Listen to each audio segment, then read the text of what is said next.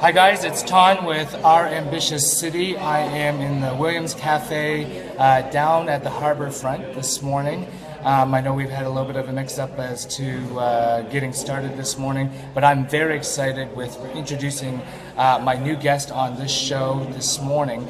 Today I'm with my friend Andy John Vickers, and Andy is the lead for a group called the Ring of Fire, a Johnny Cash Experience. I've been involved with these guys for a couple of shows. They do an amazing show, but as I always say with Our Ambitious City, it's not about what they do, it's who they are. And we really want to get into the stories of the people who make Hamilton great. And Andy is one of these guys. So Andy, welcome to the show. Thank you very much for having me, Tom. Awesome. So Andy, just a couple of questions to start with. You grew up in Hamilton? Yes, born and raised. Excellent. And what part of town were you? Were you the mountain? Were you... Yeah, definitely the mountain. Okay. I'm a mountain boy, yeah. And what's that experience like for you? It's home. I loved the mountain. It was a sense of community.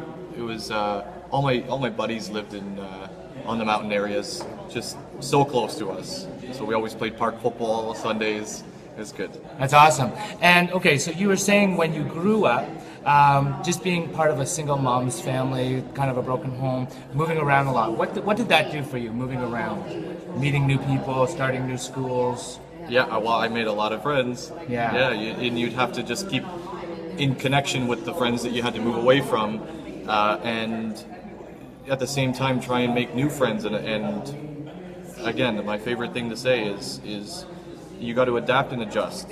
And from a single mother home, that's exactly what you have to do. When you got to kind of move around, make ends meet.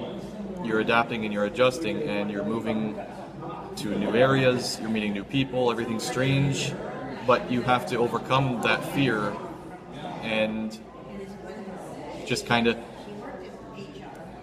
not be afraid to be yourself, right, and make new friends. Yeah, absolutely. And I think adapt and adjust is kind of what you're saying is a kind of a theme that's been in your life. Now, you're saying you grew up with a single mom with one older sister, yeah, and which is kind of like growing up with two mothers. Two mothers, right? That's right, yeah. So, but that's great to have that care. But then growing up, you're saying you're becoming the man of the house. Yeah. When my father left, it was around 3 years old, and my sister's about 3 years older than I am. So there was that natural ability for her to take on that second parent role, and that means 4 prying eyes. That means 4 hands, always ready to give you a fresh one if you step out of line. And then that really molded me into the man that I am today. It taught me how to live with women, and that's what I guess I got married at a young age. Right. And I'm happy. Let me just confirm this is on. Sorry, has the sound been on, David? We want to confirm that the sound is on. Carlo just joined. Sorry. Hi, Carlo. So we're here, just to reiterate, if you didn't hear the sound, we're here with Andy John Vickers of the Johnny Cash Experience, the Ring of Fire Johnny Cash Experience. Sorry about that, Andy. My friend Andy. And so Andy's the lead and has grown up in Hamilton, grown up with a single mom and older sister, growing up as a man of the house, moved around quite a bit. You were also saying, though, in the adapting ability, is that in grade 9, kind of had a rough experience. What was that experience? Well, I was a small boy in grade 9 going into high school, and that was a major fear of mine, was how do I get by with all these stories that I hear from the dangerous high school of grade 9ers. And I was always afraid because I was small and I couldn't defend myself, and I was bullied. I was bullied a lot, and I hate bullies because of that. And it's so what would they say? What would they try and do as bully? What kind of bullying was it? Was it pushing you around? What was it? Just name calling? The classic belittling, the classic push this penny or we'll beat you up, right? Shove you into a locker, right? And what can you do? What was kind of the worst form of bullying that you experienced? Did you ever get into a fight? Oh, plenty. Yeah. Plenty, Yeah. But you being a strong boy, did you fight back? I tried my best. Yeah, my mother always said, "Don't ever start a fight, but make sure you finish it." There you go. I've heard that many of times. All right. So you had a little bit of experience also in grade 9. You tried out for what team in the school? Oh, the football team. I was thinking, you know what, I'm going to get back at these bullies and I'm going to join the football team. Well, that didn't work out. I got cut because I was too small, and the coach said it would be dangerous for me to play. It would be a liability. So I got cut, and I had to figure out something else to do that year. The following year, going into grade 10, I had my major growth spurt. And I went from about 5'2" to 6 feet over that summer. And so again, I tried out for the team, and the coach was just, I think his name was Mr. McCready, and he couldn't believe it was the same kid. And I didn't realize there was that much of a difference. You're just you. I was just me, yeah, and I didn't realize that I had grown that big, that tall. And I got put on the team, and that's how the football career kind of took off. And, So you played what position and what for how long did you play? I was the inside linebacker on the defensive squad, all the way up to when I got injured in grade 12. What happened? I blew my knee out, and that was devastating for me. I lost the only good thing that I had in my life, to me. It was taken away, and a couple operations later, and big metal knee brace. Wow. I had to learn how to walk. I learned how to adapt and adjust, Right. and I had to find something that would drive me forward, and that's where music came in. Now, interesting enough, I just want to go back to the football. Now, you're playing football. You were being bullied. Did that stop because you played football? Like, did it do what you thought it was going to do? When I started football, I was much bigger than I was the previous year, and I still had that little guy mentality. I didn't realize my size, and I always remembered the bullies. And when you're part of any popular football team, you have the notoriety with all the people, and popularity comes with it. And I was able to stick up for the little guy, because I was the little guy. The underdog, yeah, awesome. Yeah, that's right. And I don't tolerate bullies. I never have. And that's what helps. That's what separates athletes from people who play sports. And did you find a positive response from people like around that? Like, finally someone standing up to the bullies, and you know what I mean? Yeah, the bullying will never end. Right. It's going to have to be a joint effort. Everybody's going to have to band together if you want to get rid of the bullies. But yeah, I think that it does make a big impact when some kind of athletic figure in a high school steps up for the little guy. It makes a big difference. Yeah. That's awesome. So you got injured, you're off for a while, and then you're not. There goes your quote football career, and then you turn your interest to something else. Yeah, my mom got me a job at No Frills. I was putting cans of corn on a shelf, and I was so miserable. I hated it. So with my first paycheck, I went to this pawn shop on by Limeridge Mall, and I bought this cheap little guitar, and that was it. I brought it home, and I started to learn this thing, and my mom could hear me making all this racket in my bedroom. She walks by, and my hair was all brushed back, and she laughs at me, and she goes, "Oh, take it easy, Johnny Cash." And I had no idea who she was talking about, right? I was completely ignorant to who he was. So I Googled him, found him out, and I said, "Well, that's a cool name. I gotta investigate." Cash. That's it, Johnny Cash.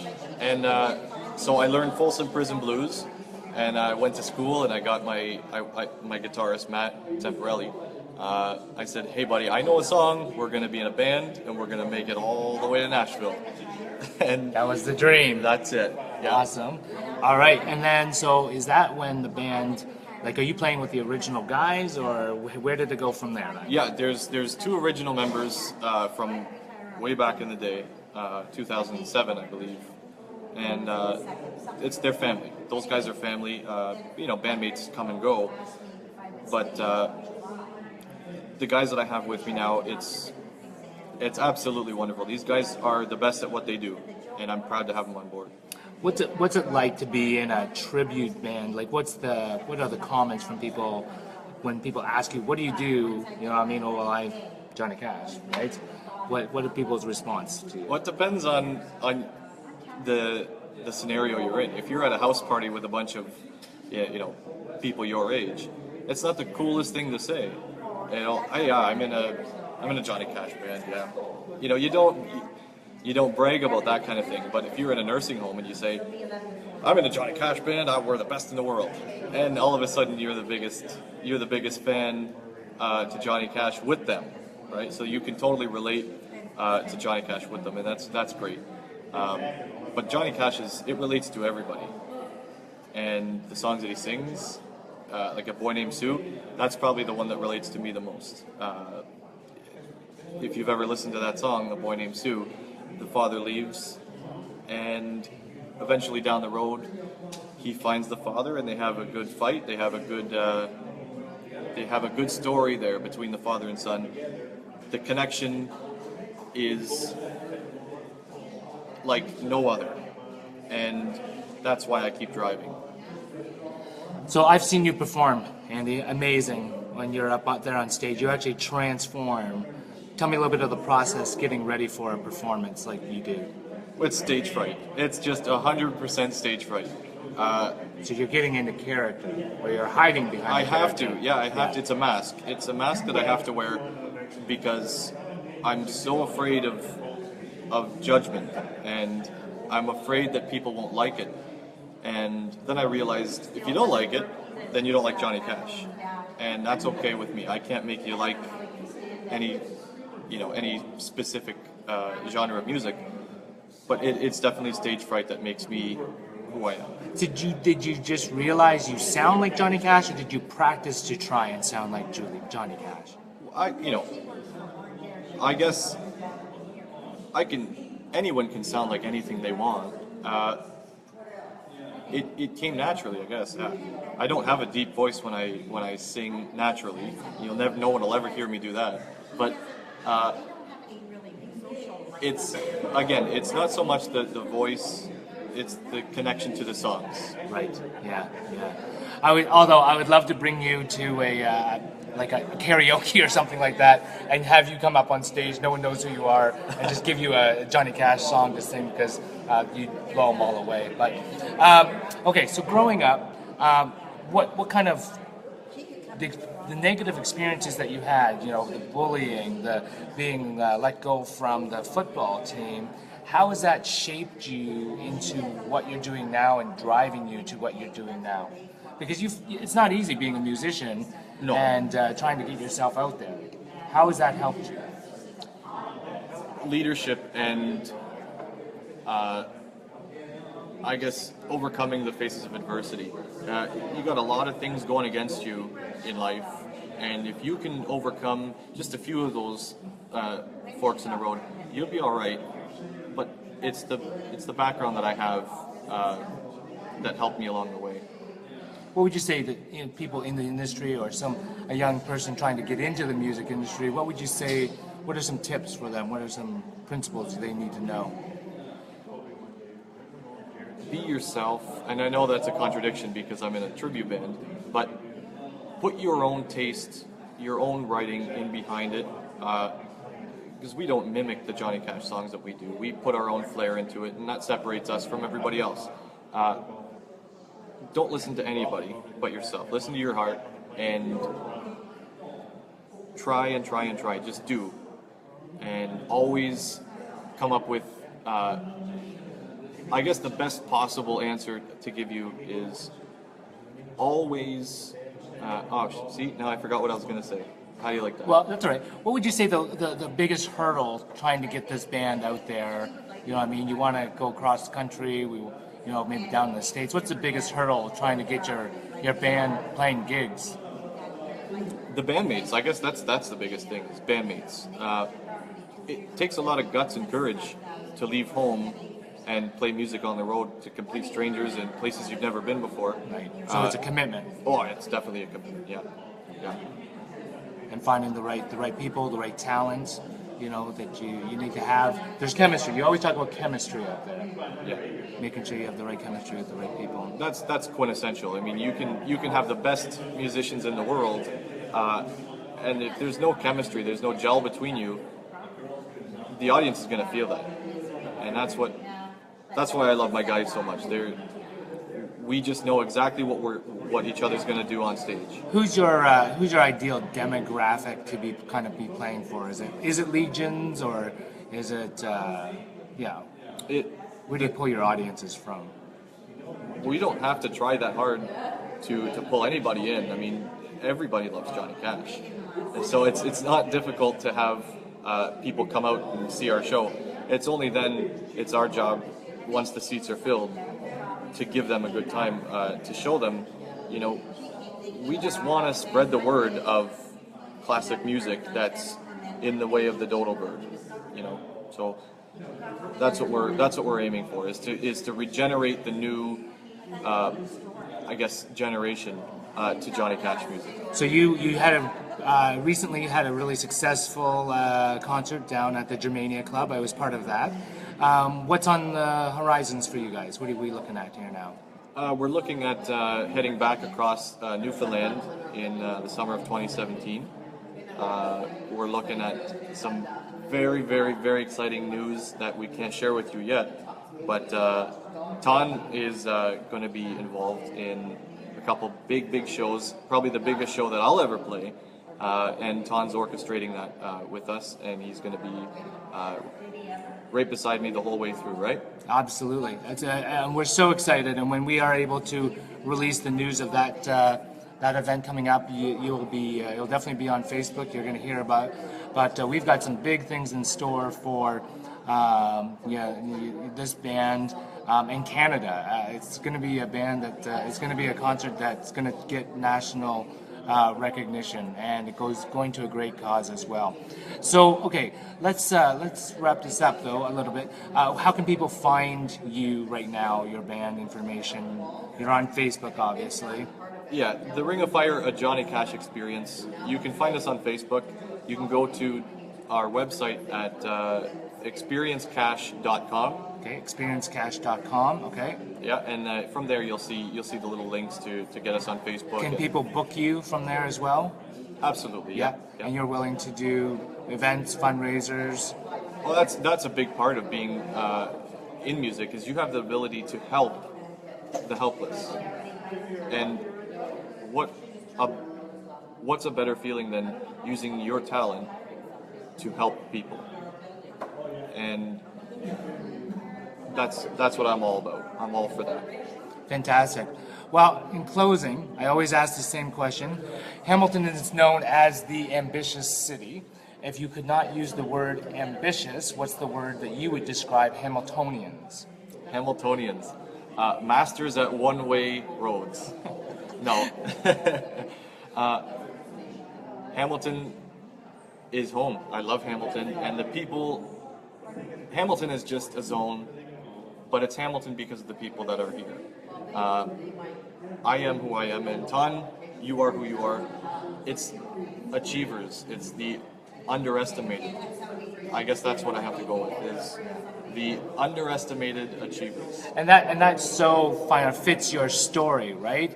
Here's a small little kid, in grade 9, and then just look what you can achieve in grade 10, 11, 12, coming to start football, but due to injury, having to quit.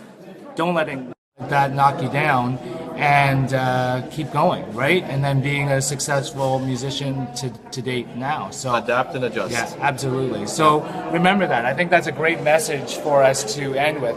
Adapt and adjust. Things are going to happen in your life, right? And we see this in Hamilton. It's going through its stages. We are adapting from the steel industry. We're seeing education. We're seeing healthcare now becoming the lead employers in Hamilton. People are beautifying the streets of Hamilton. Industry. We've got restaurants. We've got the arts district. We've got things like Supercrawl that just happened. And so there's so many great things happening in Hamilton. Andy's is one of those, these bands, one of these people that's making Hamilton great. Yeah, they're touring around the world, but we know that he's coming from the Hamilton area. He's proud of being from Hamilton. As it says on my shirt, Hamilton is home. That's a shout out to you, Max Francis, of the True Hamiltonian, who we interviewed last time. This is why I want to do this show, Our Ambitious City, because I want you guys to hear the stories of fantastic people like Andy and Max and Tammy Huang. And there are just so many great people who are doing great things in Hamilton. So we're going to say peace and always hope. And this is our show for Ambitious City. Tune in next time, Friday, 10 a.m. We'll talk to you then.